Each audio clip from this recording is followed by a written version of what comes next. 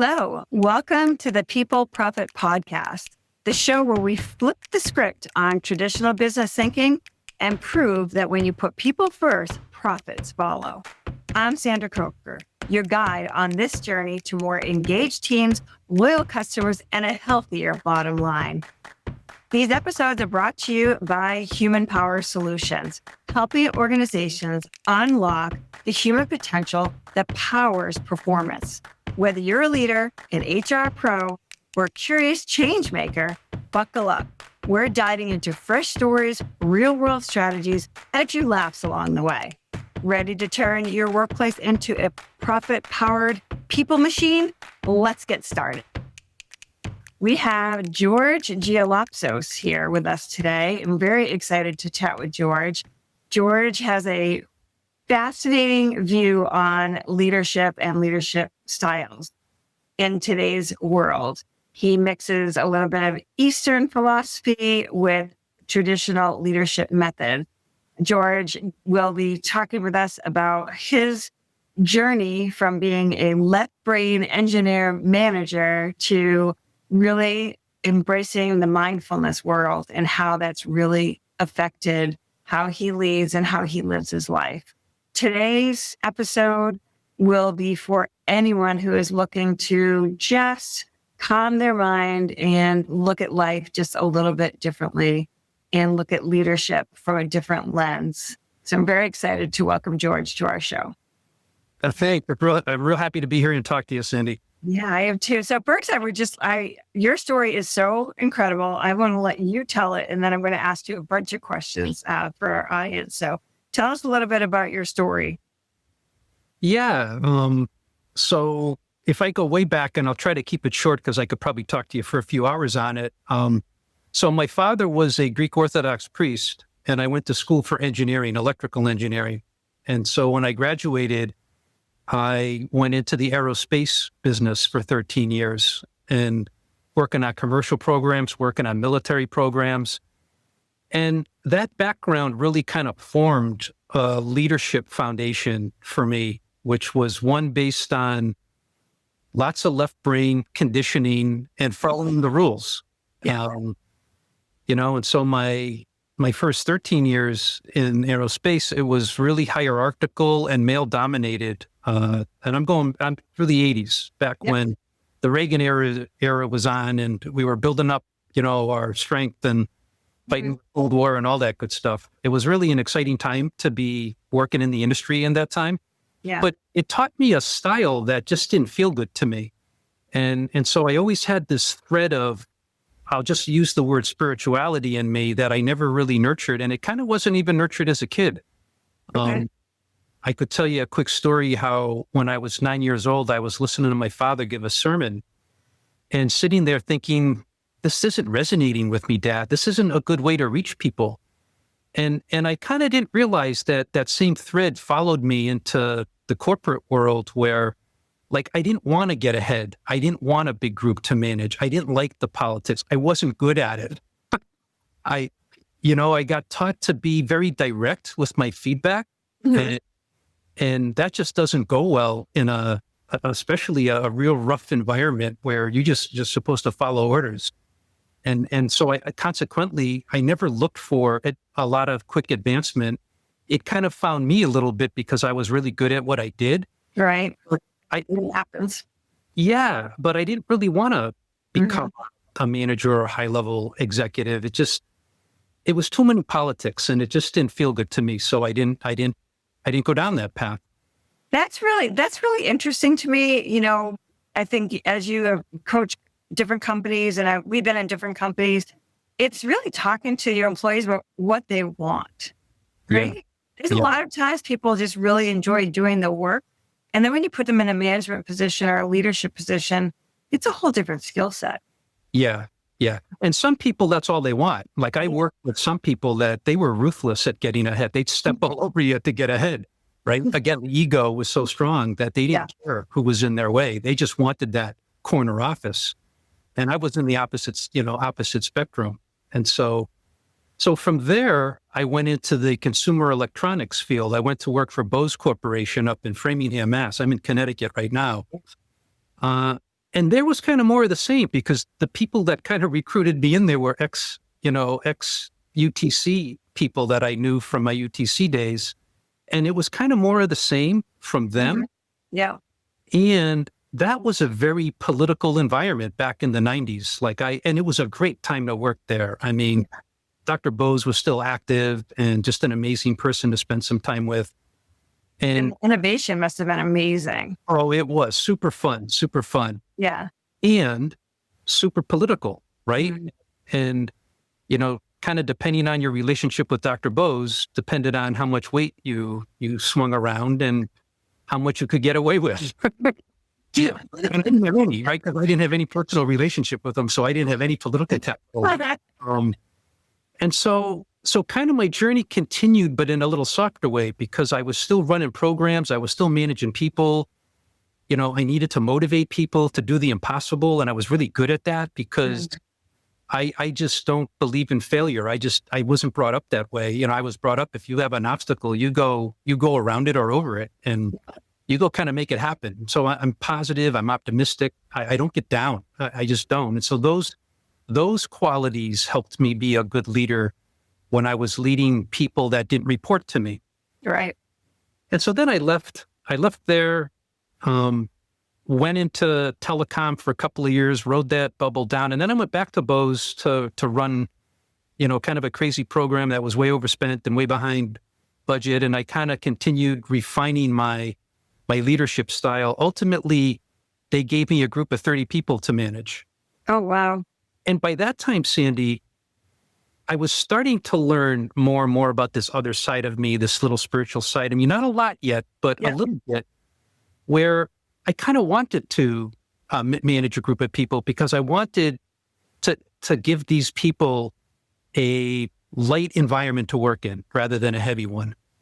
And You must have loved that. I think they did. Like flex time, I didn't care. As long as you got your work done, you need to stay home because you're getting a washing machine delivered or whatever. Just let me know, no big deal. And I wanted to keep it that way. And so that was going well, although I started to get bored with it. Like I built a really solid team and hired really good people. And at the end of the day, I kind of really wasn't that busy and I got a little bored with it. And then in 2009, when I was 50 years old, they laid me off. Wow. The universe came in and said, okay, George, we're going to kick you off of the treadmill. Because until then I was like, I liked my job and I was good at it, but it really wasn't fulfilling. Yeah. Other than I was making a lot of money and I had the nice house in the suburbs and I drove a nice car and sent my kids to private high school and paid for their college. And I was making, it was paying off. I was doing the thing that I was taught to do by mostly my mom, which is get a good education, become an engineer, get a good job, get married, 2 kids, boy and a girl, and, have a good life and mission accomplished. But I wasn't happy. I got to that point in life at 50 where I wasn't feeling fulfilled. I wasn't happy. And so what does the universe do? It lays me off. And I was angry walking out the door. Like I had accomplished a lot. I had won awards, spent a lot of hours at the company. And I was angry walking out the door. And I was angry at them, right? Because at that time I wasn't fully aware of why I got laid off. So I was angry at the company. I was angry at my boss. Right. And so the next 5.5 months, I spent looking for a job doing the left brain things I was taught to do with networking and updating LinkedIn, updating your resume, submitting applications, calling friends. I was doing all of that and nothing was working. And I was living a high consumption lifestyle and still had a lot that I needed to pay for. And I was starting to drain my savings down, during that 5.5 months. About 4 months into it, I got so stressed out, and I don't normally get stressed out, or I didn't usually get stressed out. I was getting so stressed out, I just got up off my desk chair and I laid down on the floor and I started meditating, which to me at that time was laying on a floor in silence just to try to quiet my mind.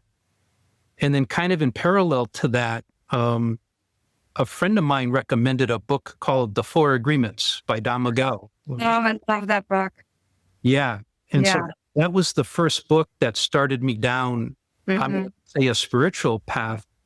Um, and so I read that book, and then I started reading books on non-duality and Eastern philosophy, and I just started educating myself on a whole different way of being. So Um, that's amazing though. Like that's a pretty profound going from engineering to, this. yeah, so in an interesting way, this recommendation to go get this book allowed me to nurture this little thread that I had in me for all these years, but never really, it was never, my parents didn't encourage me to nurture it. I didn't encourage myself to nurture it. I knew it was there, but I was too busy on the hamster wheel to even spend any time on it. So it wasn't until I was unemployed, and I had worked since I was 13. I Yeah. used to work, I worked my way through college. So I wasn't used to not working. That was the life that we all lived, right? Yeah. You Yeah. start 9 paper at 9, you start working at 13, 14, whatever. And you The just good do the old two. days, So right? different now. Yeah. So different now. Yeah. Yeah. And so then what happened, this is the major event that happened that really turned my life around. At the 5.5 month mark of being unemployed and finding nothing and having no prospects, I got a phone call from a sales guy that I had done some business with years ago. And he said, "Hey, George, I don't know if you're available, but I've got a consulting gig that you'd be a good fit for." Oh, wow. I got back to work. I made a lot of money consulting for a year, and then that company hired me to a senior level position, and I was back in the game. But a light bulb went off in my head. I said, wow, that whole summer I could have played golf. I didn't play any golf. I was trying to conserve my money, right? And stretch my money. I didn't have to stress at all. And at the 5.5 month mark, I would have gotten the exact same position. And I would have been back on track. Yeah. And it really, so that combined with all the Eastern philosophy I was learning, the Eastern philosophy gave me the foundation. And then the life experience of getting back to work and making a lot of money, like I just put those two pieces together and said, oh my gosh, there's an easier way to live. Like you don't have to work hard to get ahead. Who knew? I wasn't taught that, right? No, you work the 60 hours a week and you stress yourself out and, yeah, you make a lot of money and that's great, and you're a good worker, you're a good employee. But boy, that experience taught me that, no, there's a different way to live. And so my journey, I won't keep telling you all the detail, but suffice to say, I would work for a little while. I would keep studying Eastern philosophy. I would keep meditating. I then stumbled on the law of attraction and then learned about the law of attraction. I just got better and better at manifesting. And so I had a time when I had done some consulting work and I made a lot of money and I said, okay, I'm going to take 3 weeks off and I'm going to go do some fun stuff. So I went and I did a silent retreat for 5 days. And then I went and got trained in Reiki, level 2. And then I went down to Teotihuacan with a group of people and we crawled around the Toltec ruins, down there. Had an amazing time, amazing meditations, amazing mystical experiences.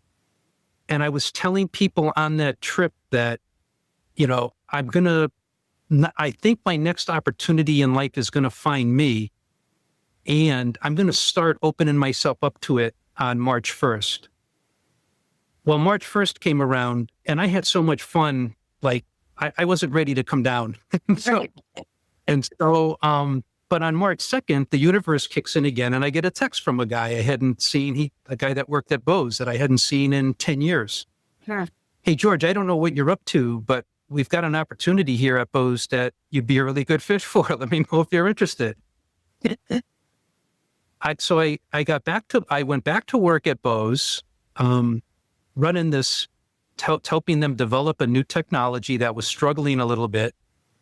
But this time I went in there and I ran the program from a mindfulness perspective, from a conscious perspective, instead of my old style, which is to use positional authority and my own reputation, my own hard work as setting an example for the team.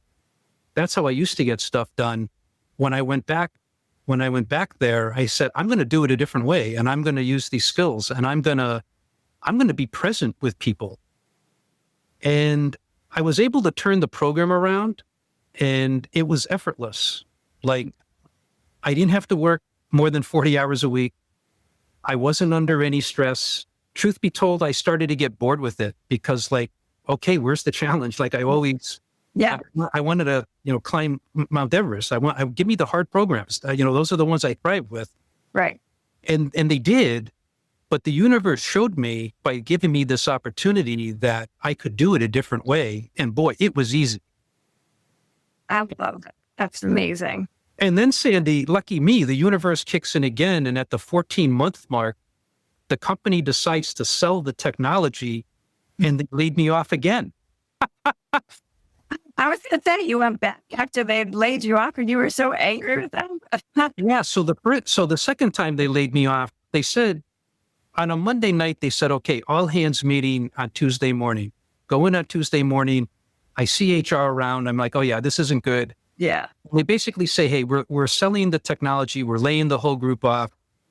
You can go try to find another job in the company if you want, and we'll help you with that. But you got to go find something, was basically the message. And so they said, go back to your office and wait. Someone from HR will come down and tell you the details of your severance. Well, I went to the cafeteria instead, and I started coaching people because people were all stressed out over it. Right. And I'm like, I started to try to help them see that there's a bigger game being played, that what's going on here, they're going to see a year from now that it's really going to be the best thing that ever happened to them. And they have no way of understanding that now, but they will 12 months from now. And so that was super rewarding to be able to hold space for people as they were going through a really stressful time. The person from HR that ended up talking to me, I think she was more nervous than I was. I was making her feel okay with it. No, this is okay. Don't worry. Been down that road before. What a gift to give to your coworkers and your colleagues. I mean, that's a huge gift. You had gone through it. You've been through that stressful period, really took some time to really invest in yourself. Yeah. I think we as leaders, especially we often in this podcast talk about the younger leaders and, how we don't want them to have that drive. Well, we want them to have that drive, but we also want to help them drive for themselves as well and learning about themselves. And what was the most, was there an uncomfortable, so you were married when you got laid off and then you went down this journey and you're going over these things. Was there a time where you were like, did you question it? No. No. You know why? Because once that light bulb went off, that was like a defining moment in my life. It kind of helped me make sense of the Eastern philosophy things I was learning. I was learning to be a different person. How do you show up in a different way? Like, I had all this left brain training my whole life, from religion to engineering to, the corporate world that I was in. But that experience, really lit a light bulb and really showed me. And I just kept working with that light bulb and refining it as I would have time off, as the universe would give me more time off. Like I would go do some fun stuff and I would keep learning and then go back to work, go back to the corporate world and practice what I was doing. So, you went back to Bose with a very different mindset of how you were going to run that division. And, in one of the pre-work that I was doing, you were talking about making the hard call when it's needed. And so, you go back in with this mindfulness approach, which is amazing back in those days, that many people didn't have managers like that. How do you know when it's that time? So the advice to give to leaders listening or young leaders listening, you have to shift from being collaborative and being, like, we're going to get this all done together, to being directive. How do you know when it's time to do that? Yeah, that's a great question. I actually think I developed it to be a superpower of mine. and part of it is, a big part of it is having the intuition of knowing what direction the team needs to take. So it's not always knowing the left brain, all of the detail. It's listening to people, discerning what feels good. Now, I'm an engineer saying this, right? What feels good, what doesn't feel good, right? Yeah. And I think I kind of always had that. So that thread that was in me that made me question my father's sermon as a 9-year-old. Even in my early corporate days, it was kind of a superpower of mine where even though I had an electrical engineering degree, I could talk to software engineers, I could talk to mechanical engineers, I could talk to system engineers, I could talk to reliability engineers. And I had a really keen sense of digesting what they were telling me and then making a call as to what direction I think we needed to go in. Yeah. And so I think to develop the skill, I think the first thing is to be able to listen and hold space for the people on the team. Because until you've done that, you're just barking orders and you're just using positional authority to get things done. I'll give you an example. When I was working on that hairy program of delivering an IT project to 1,300 users, tons of pressure, we were doing this data migration process where we had to take a bunch of data and information from a legacy system and rebuild it using constructs into a new automated system. And so we had a team in India that was actually doing the data migration at night, and then we would validate the data that they migrated in Framingham the day. And so my program was running 24/7 because we were behind schedule, we were overspent, and I don't fail. We're going to succeed. Right. No matter what. And so I had already worked a 12-hour shift on the day crew. And then my boss and someone from the software company, an executive, wanted to find out how things were going on the data migration crew. We had moved them to a separate location in a separate building to kind of make sure they could stay focused on what they needed to do. And so we walked over to the other building. And when I walked in, the team was in a tizzy. The team that was doing the second shift crew that was doing data migration was like spinning. And I just walked in and I stayed present with everybody and I listened to what everybody was saying. And they didn't know what to do. If things weren't working, the loader wasn't working, the data was getting messed up. They were throwing all these different ideas around. And because I had sat there and listened to it, I used my intuition to say, guys, just dump the database and start over again. I made a command decision, but you should have seen the look on their faces, the look of relief on their faces, because they went from, we don't know what to do, we're screwed, to, oh my God, that feels so refreshing. We know how to do it. You just told us to go do something we know how to do. So rather than try to fix what was broken, I just said, listen, just scrap it and start over. Just start clean. And so I think it's developing. My real answer is you have to develop your intuition to the point where you have a sense of what the right thing to do is. And so listen to your people, stay present with them, be mindful of what their concerns are, but then use your intuition to make that call when you think it's the right time to make the call. Just don't go in there and make the call without listening to them first. What's going on? Right. Bring them into the process. And at the end of the day, it was my program. I take the heat if it doesn't work. And I tell them that, right? That, no, don't worry. This is on me. This is my call. No worries. Let's just go do this. Love it. You've mentioned, I'm going to pivot a little bit just because you've mentioned your dad and your upbringing, quite a few times. And, it sounds like it was fairly strict maybe and very kind of regimented if I'm hearing you correctly. So, you talk about childhood wounds. My daughter calls it the mother wound, whatever that is, right? My heart goes out to all moms. Yeah. So, but you said they often show up at work, and so how do you spot the difference between someone that, let's say they're underperforming, they're just not a good fit.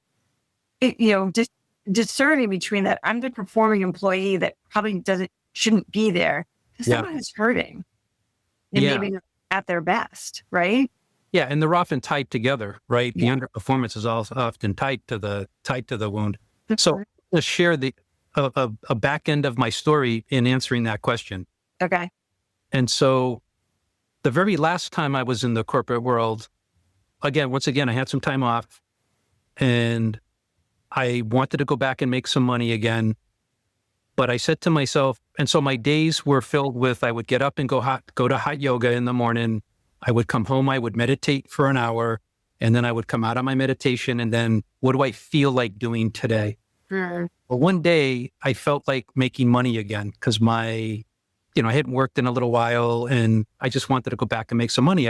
But I thought to myself, I don't want to go back and do what I did before because I already showed myself how I could do it different and be much more effective. I want to go teach other engineers how to do what I did. And so I made a couple of phone calls. I just called 2 people, senior people that I knew. And the first one said, really love what you're talking about, George, but we can't afford you. I'm like, okay, that's cool. Let's meet for a drink sometime, and get caught up. And the second person I talked to said, yeah, I think we might have an appetite for that here. And I baited them a little bit. I baited them a little bit by saying, I can come in and take a look at your new product development process and give you suggestions on how to improve it. But what I really want to do is coach your engineers how to open their heart. And that led to, it was supposed to be 1 3-month contract. That turned into 3 contracts in 17 months. Wow. And that experience, Sandy, was the one that really, where I was able to practice. What I would do is I would watch program managers present to upper management. I would take a bunch of notes, and then I would have one-on-one coaching sessions with each person.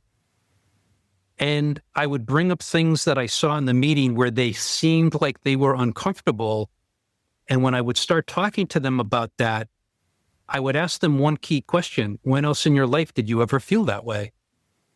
That's powerful. And inevitably, they would tell me when I was a kid, my mom, my dad. And so then we start talking about that. And that gave me the opportunity to show them that how their childhood wounds were showing up at work and getting in the way of them being better engineers.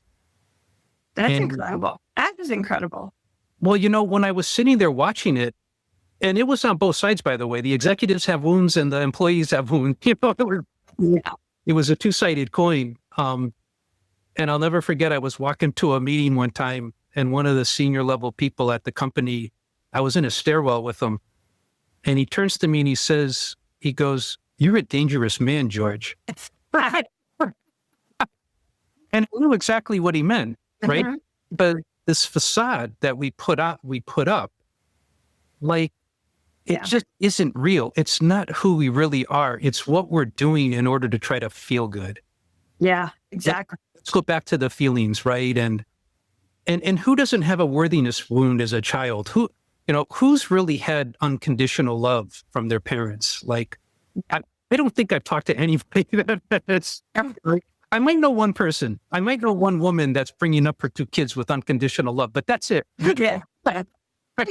Yeah, right. You do. You know one very personally, right? Yeah. And yeah.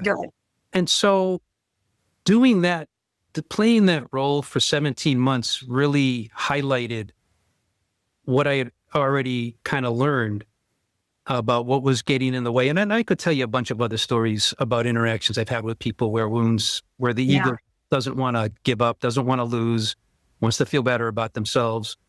But it just really taught me how, it gets in the way. And that's why these political environments in corporations are there.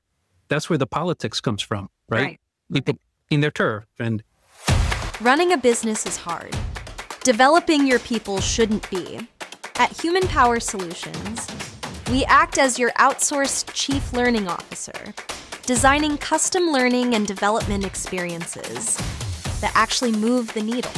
No fluff, no cookie-cutter workshops, just results. Whether your people need better communication, stronger leadership, or less burnout, we provide strategic solutions that align with your goals and keep your team moving forward. Visit hpowersolutions.com and unlock your team's full potential without disrupting operations.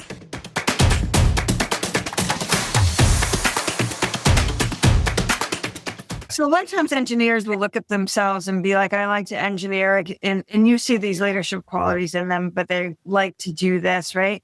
How do you help people that do have that high potential and the high propensity to be a good leader, to recognize their impact if they don't see themselves as being a leader? What kind of coaching do you do with them? Are you digging in? Are you Simple, really simple. You remind them of their brilliance.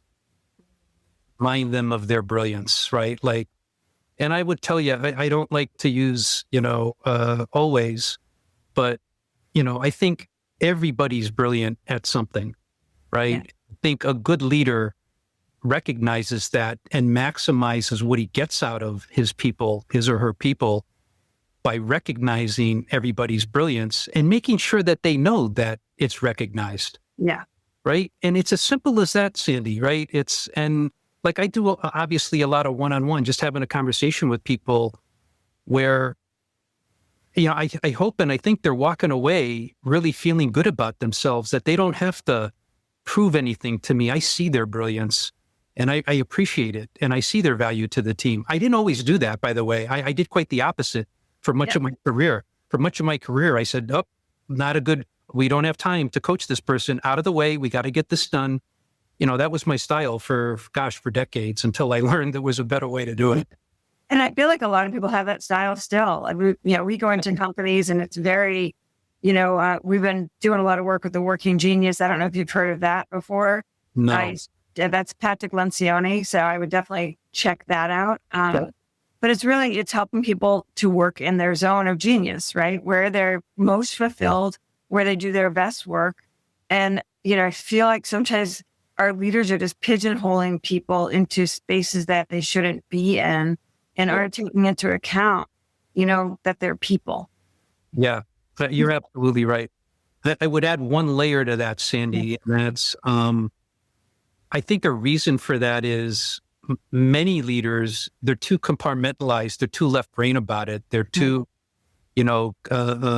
task oriented and transactional thinking, and not understanding that they're in such a position to inspire like nobody's business. Yeah. That's what our book's about, really. It's about, as a leader, your internal customer is your people, and while you develop and, propel them to success, propels your company.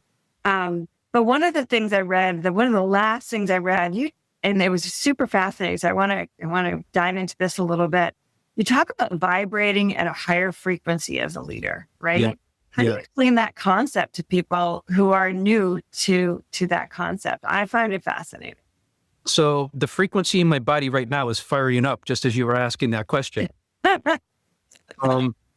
So I'm going to do that by way of telling you a story. So one of the things, I thought your questionnaire was great getting ready for this interview, because it really made me sit back and reflect on my career from a leadership standpoint. And I thought to myself, who are the good leaders that I've worked in industry for, 40 years, 4 decades. You're only 42. Who are the, right? Maybe 3 decades. And I thought to myself, who were the leaders that really inspired me the most, and kind of what were their qualities? One person, I'll go back to the 1980s, was one of my first bosses. This guy was amazing, and this is why he was amazing. And I didn't understand why at the time. I would go to him all stressed out with a problem that I couldn't really solve, that I didn't know what the answer was. And every single time I would walk out of this guy's office feeling light as a feather. And he wasn't giving me the answer. Yeah. He wasn't telling me what to do, but he was playing a bigger game. He was vibrating at a higher frequency, because I was down here in this little 3D world trying to get something to work. And he's flying and vibrating at a higher frequency and helping me by sharing his perspective on that higher frequency. Interesting. Sandy, it was magic. And I would walk away from this guy feeling amazing, but I didn't know why. He got me into juicing back in the 80s, but that's another trip, health-wise. But anyway, so that came to mind when I thought of the question. And then I thought of times when I had one-on-one meetings with Dr. Bose in the 90s. And I didn't have a lot of those. But the times I was in his office, that man was brilliant. He was vibrating somewhere else. He was Thomas Edison. He was in another dimension when you would talk to him. And you would just share information with him on what was going on. He was brilliant. You were motivated just by being in his presence because you could feel it from him. He was such a clear thinker and just brilliant thinker. And you could just feel it when you're in his presence. And I got to see that in action up front, and he was vibrating at a different frequency. So do you think it's the spiritual piece? Like, where do you think it comes from? I think it comes from an awareness of where, I'm going to say, genius, or where your divinity comes from. Okay. Like, I believe we're all divine. And so if you have a little bit of awareness of where that comes from, like all great inventors, they're not sitting down in a little office racking their brain on, trying to figure something out. They're taking a shower in the morning and they're getting the eureka idea.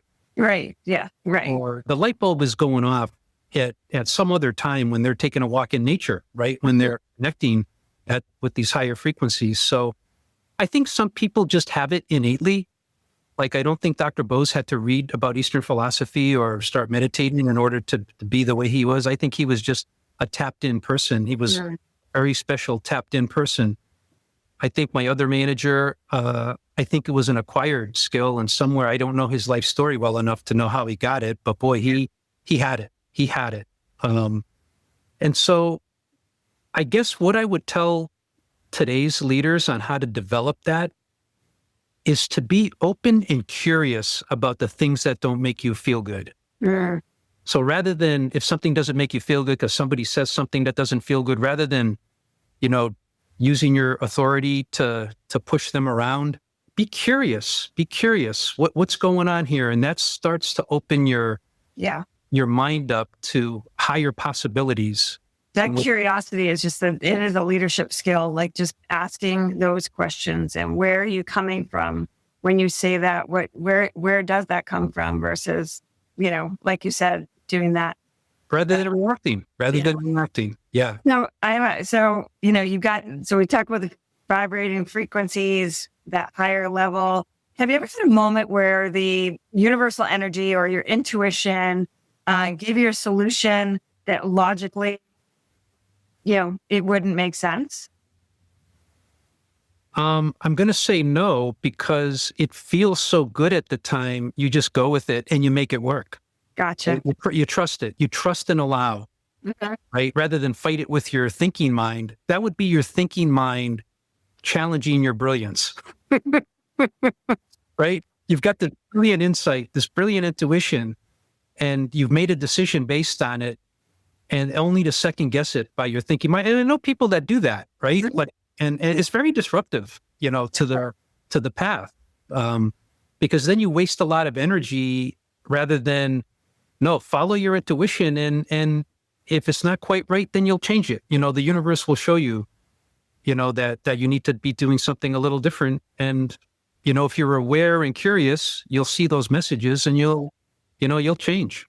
I have an older son. My oldest, he has a little struggle sometimes, and I sent him a few books about just laws of attraction, and just in the conversations that we've had, it's just like, it's amazing. Just as his eyes open up and his heart opens up, it's beautiful. Yeah, that's really beautiful. That's a beautiful bond you've got with your son. Oh my gosh, it's just cool, And I think a lot of times as people are coming up in the ranks and our leaders are, even just as employees, they're trying to figure out their way and their path in life and trying to find fulfillment. And, a lot of leaders, and I think you said it, you encountered that leaders that just aren't effective. They just they just aren't getting the results they want to. What do you think is missing from, traditional leadership development? I've got a woo-woo answer for you, unfortunately. Bring it on. I just think that I don't know, maybe they're not taught this awareness skill. I talk to people still in mostly startups now, and they are so dysfunctional because those leaders are so egoic, and they just have one thought and they drive things a certain way and in a way that's maybe not great for the business. And so I guess just how do you have more awareness of yourself, of your own wounds? I don't know how you do that. How do you have more awareness that there's a bigger game going on? Like, I don't know how you do that. I'll tell you, the CEO that had studied Buddhism, he got it. Right? And I'd love to work in his company, right? I'd love to work in his company.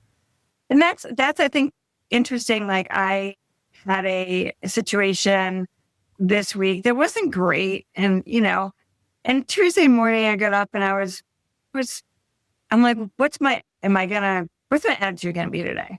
Right. And I was stressed out about a couple of pretty major things. And I said, no, I'm not going to be stressed out. So I popped out of bed and I was like, I forced the happiness. Like, this is where I'm going. Beautiful. And the whole day was like, what really was worrying me came in. It was the whole thing, and I'm like, that's what it is. It's if you expect a bad day, you're having a bad day. Yeah. If you're expecting a good day, you're having a good day. Yeah. And I think when you think about the leadership and training and professional development, which is what we do, I'd love to pick your brain on this one. You ready? Okay. All right. If you were given a clean slate to design any kind of leadership training for corporate teams, what would your first 3 modules be? First 3 modules. Put you on the spot. Yeah. I think based on my own journey, I would pick a spiritual book or a Eastern philosophy book, and I would teach them some aspect of it. So I would start to open their mind up to something that maybe most of them probably have never even thought of studying. So I think that's the first thing I would do. And then I would teach, how do you apply that teaching, that lesson in the real world, world. And then I might spend some time kicking around with them in a working session. Now, how could you measure that in the real world? Because that's like really hard. Right. Right. When you make these kind of soft changes, it's really hard, but to measure the benefit realization of it. But rather than teaching in that 3rd module, I'd make it a working module where I would want to collaborate with that group and figure out with them, what their thoughts were about that. I love it. Yeah. Like we use the tool, the Net Promoter Score, a lot of times inside the organization. And, because that's all we do is essential skills, not soft skills, essential skills training, right? And that's how it's how well your employees are engaged. When we're thinking about these leaders, and I think about your teams, and you have a lot of stories, we talked about that. What's your favorite story of a team that came alive when they connected to a shared vision? Yeah. So I think when I was deploying that software to 1,300 people, the team was, I don't know, about 100 people. And like I said, it was behind schedule and over budget. And I just went in there and was able to pull everybody together through strong leadership, through I'll say a blind belief, because I had never done that kind of program before. But I just had a belief that it could be done. And so at the end of that program, I ended up rescheduling it to a more realistic schedule. We hit that plan within 3 days because I didn't account for a long weekend somewhere. And it wasn't because I was that good at the knowledge. Mm-hmm. It was because I inspired people and I made them feel like it could be done. Like there was nobody on that team that didn't believe that we could do it. It's because I always walked around with that. And trust me, things didn't go smoothly. There were roadblocks at every turn. Mm-hmm. But at the end of it, I got the group together, and because I wanted to thank them. So we had the go live date within 3 days, and I just wow, the first thing I want to do is get everyone together and tell them how much I appreciate everybody's hard work and extra hours they put in. And oh my gosh, what an achievement that everybody should feel good about. And the team, I get everybody together to compliment them. They gave me a standing ovation. Oh my gosh. Wow. And so that's my example of a team that, they were having a really stressful time on this program when it started. Yeah. But by the end of it, they got to live what it took to turn that thing around and feel really good that we delivered to the company what we said we were going to do, within 3 days. I'll take it. All right. So I'm curious, you've been doing this for a while. What's one daily practice that helps you stay aligned in your beliefs? And I meditate every morning, and a lot of times for like an hour and 15 minutes. And now I have the time to do that now. I think, when I had young kids and a long commute and was working 60 hours a week, it would be tough to do that.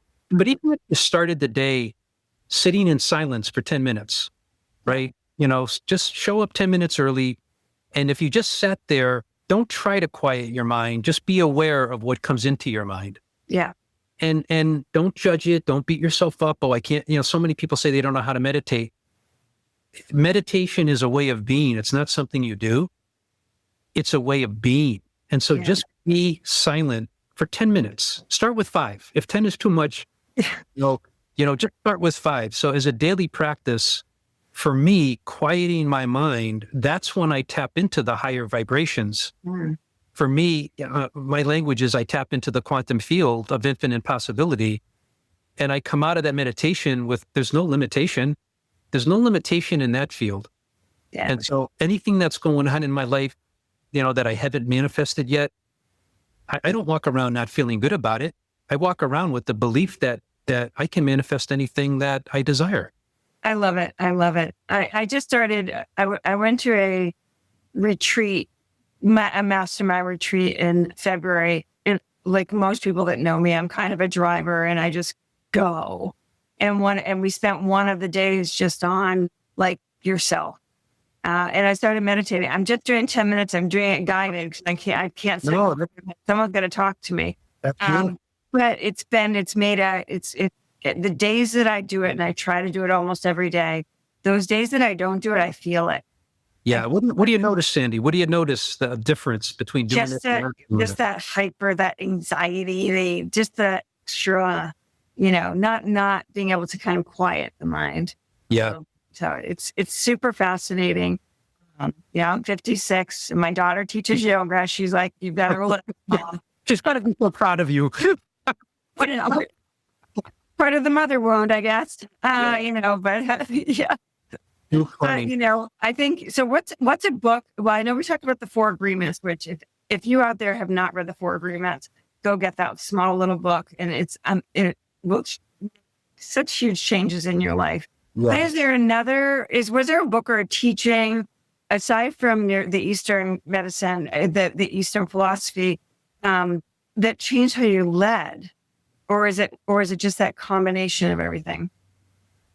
So I think it was the combination of everything, but if I could recommend a second book, it would be Eckhart Tolle, Power of Now. Mm. Like the ability to stay present. It's what you're practicing when you do your 10-minute meditation. It's that 10-minute meditation is helping you be more present with people as you show up in the world, right? Rather than I haven't given my mind a break and I'm constantly practicing and thinking and worrying and stressing. No, you've spent that 10 minutes. So it allows you to move into the world and be just a little more patient, hold space for people, because that's what people need. Yeah. Especially in an organ. Technology and the phone and everything kind of coming at you. It's yeah. Especially with how fast the world is changing now. Oh my gosh, with AI and robotics, it's up to every corporation. Every corporation is going to change.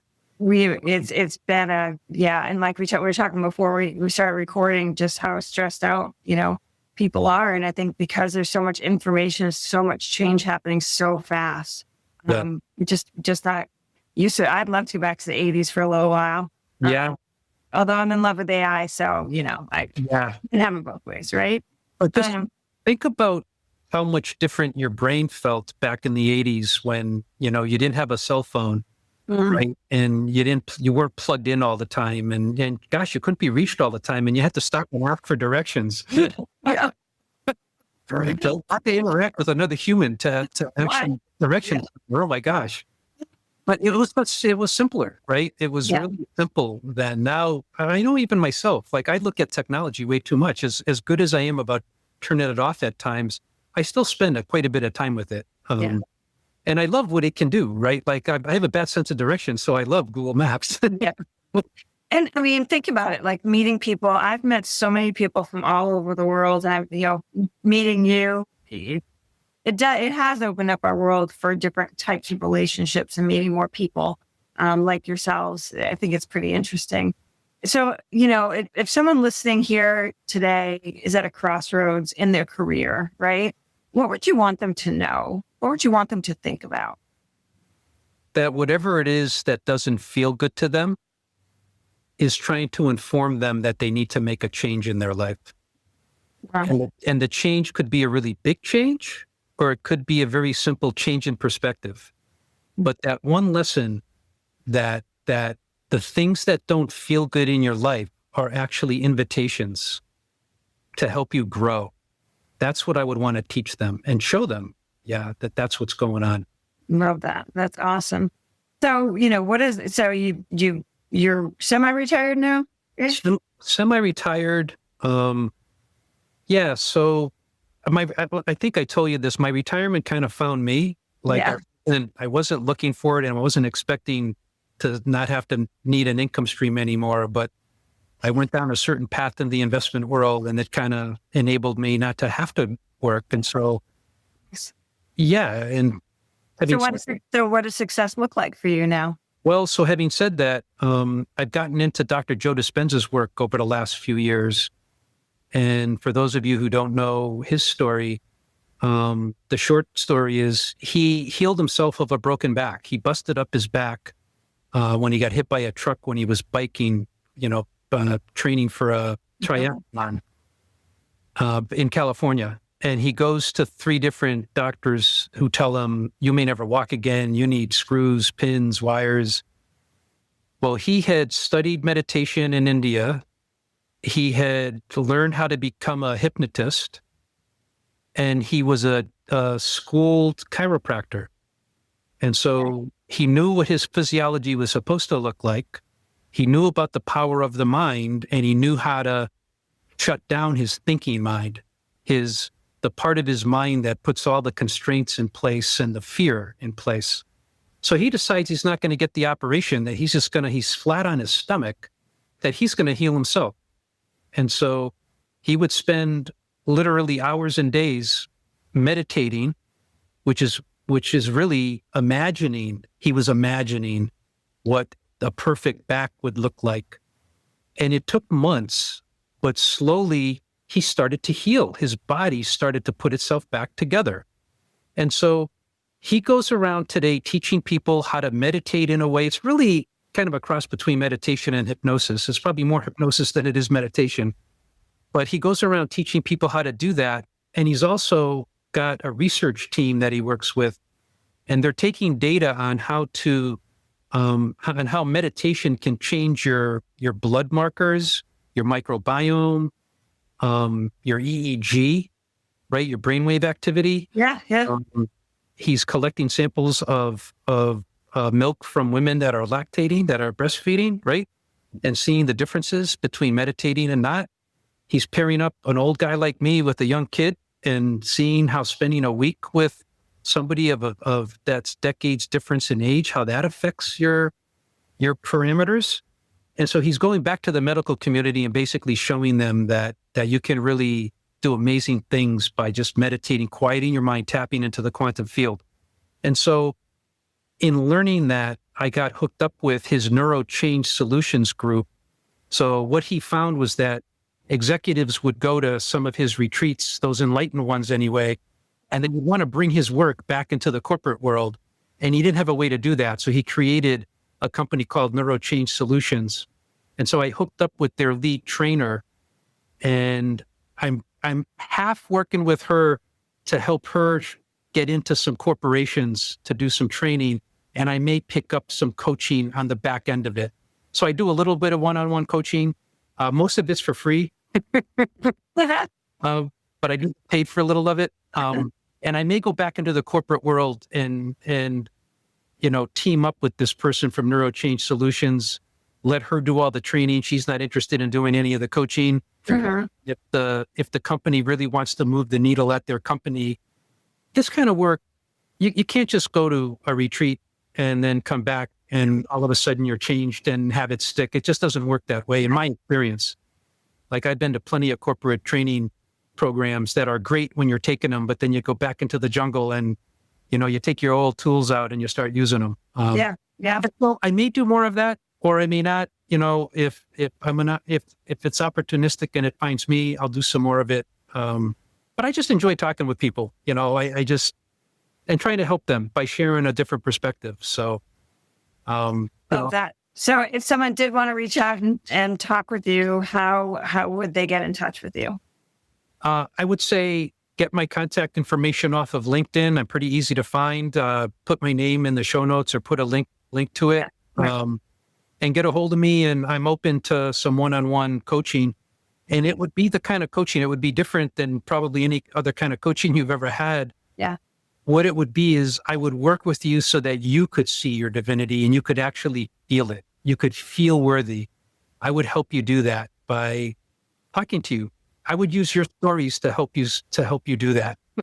That's great. And I think for our seasoned executives out there who are hardcore, definitely reach out to George. And then for our young leaders, this is just something that will make your career better, more fulfilling, and have you be a memorable leader.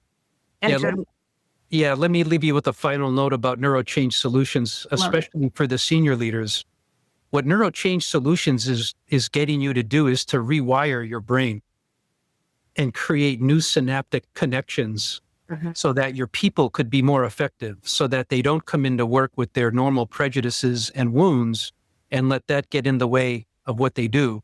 And so it's a beautiful 14-hour training program that leaves you with a little homework assignment, like a tangible homework assignment. And that's where I think some coaching on the back end to really bootstrap that homework assignment and make sure people are really doing it and holding them accountable and giving them a sounding board to actually talk about what they're experiencing. So this changed the way your brain, NeuroChange Solutions, changed the way your brain's wired. That's how you're going to move the needle at your company. I love it.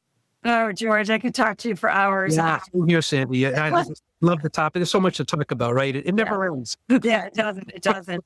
Well, I want to thank you so much for all your insights, your perspective, and the book recommendations. I'm so excited for our listeners, and also selfishly for myself. It was just a really great conversation. Thanks so much for being on our show today. Yeah, I enjoyed it as well. I appreciate the opportunity to come and tell some stories. Sounds good. Have a great day. Thank you so much. All right. Thank you, Sandy. You too. Bye-bye. Bye. That's a wrap on this episode of the People Profit Podcast. If you found a nugget of wisdom or even just a spark of inspiration, share the love, subscribe, leave us a review, and pass the episode along to a colleague who's ready to build a people-first culture. Big thanks to our sponsor, Human Power Solutions, for championing workplace where humans thrive and profits rise. Want to learn how they can energize your team? Head over to hpowersolutions.com to get started. I'm Sandra Coker, reminding you that when you invest in people, you invest in profit. See you next time.